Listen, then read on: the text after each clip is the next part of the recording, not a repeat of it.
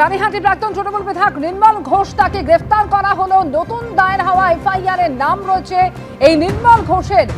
এর আগে তার ছেলে তীর্থঙ্কর ঘোষকেও পুলিশ গ্রেফতার করেছিল। ভোট পরবর্তী হিংসা এবং লটারি মামলায় গ্রেফতার করা হয়েছিল তীর্থঙ্কর ঘোষকে।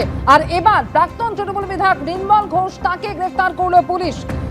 খুব সম্প্রতি আপনারা জানেন যে মুখ্যমন্ত্রী এই নিয়ে নির্দেশ দেন যে নতুন করে তদন্ত করতে হবে, অর্থাৎ যে অভিযোগ অভয়ার পরিবার প্রথম থেকে করে আসছিল এই নির্মল ঘোষের বিরুদ্ধে, যে দেহ সৎকারের বিষয়টি নিয়ে গোটা ঘটনার একেবারে ব্লুপ্রিন্ট তৈরি করেছিলেন এই নির্মল ঘোষ, অর্থাৎ আর্চিকর থেকে পানিহাটি শ্মশান শুরু থেকেই এই নির্মল ঘোষের ভূমিকা নিয়ে তারা প্রশ্ন তুলেছিলেন। একই সঙ্গে তারা অভিযোগ করেন সোমনাথদের বিরুদ্ধে এবং প্রাক্তন কাউন্সিলর সঞ্জীব মুখোপাধ্যায়, এই তিনজনকেই তারা গ্রেফতারের দাবি জানিয়েছিলেন।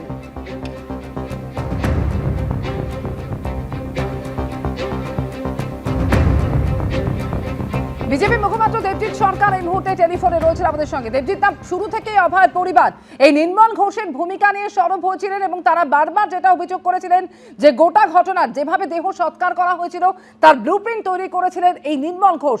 সেই নির্মল ঘোষকে এবার গ্রেফতার করলো পুলিশ।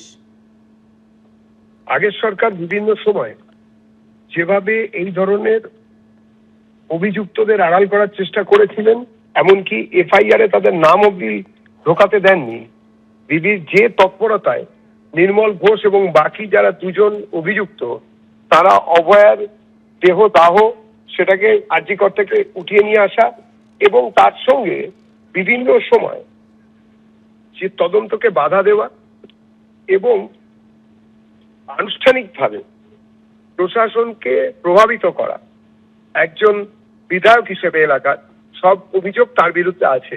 আইনের পথে চলবে।